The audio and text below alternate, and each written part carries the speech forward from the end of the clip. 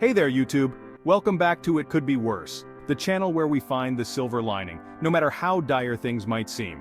Today we're diving into the fascinating history of toilet paper. That's right, folks. Remember the great toilet paper shortage of 2020 during the COVID-19 pandemic?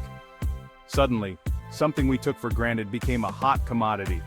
But ever wondered how people managed before toilet paper? Let's take a journey through history to find out. Our story kicks off in ancient Rome, where they used a tersorium, a sponge on a stick, shared in public bathrooms. Yes, shared. They rinsed it in salt water or vinegar.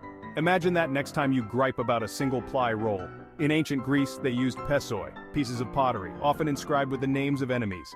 Talk about multitasking. Fast forward to China around the 6th century AD, where the first recorded use of paper for hygiene began. By the 14th century, the Chinese were making toilet paper for the imperial family, way ahead of their time.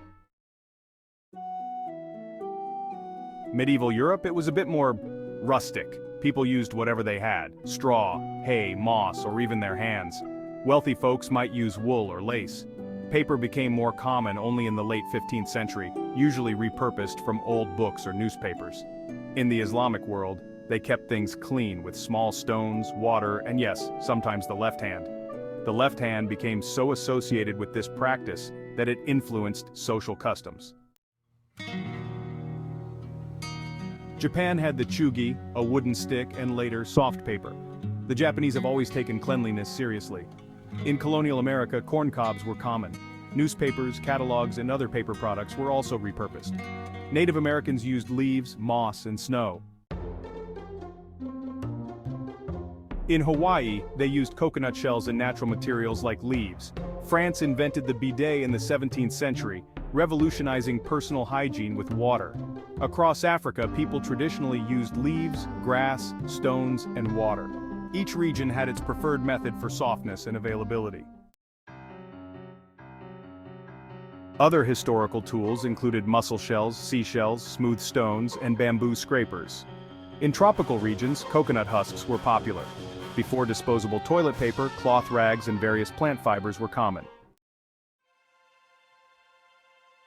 By the 19th century, Joseph Gaiety introduced the first commercially available toilet paper in 1857, marketed as medicated paper. It came in flat sheets infused with aloe.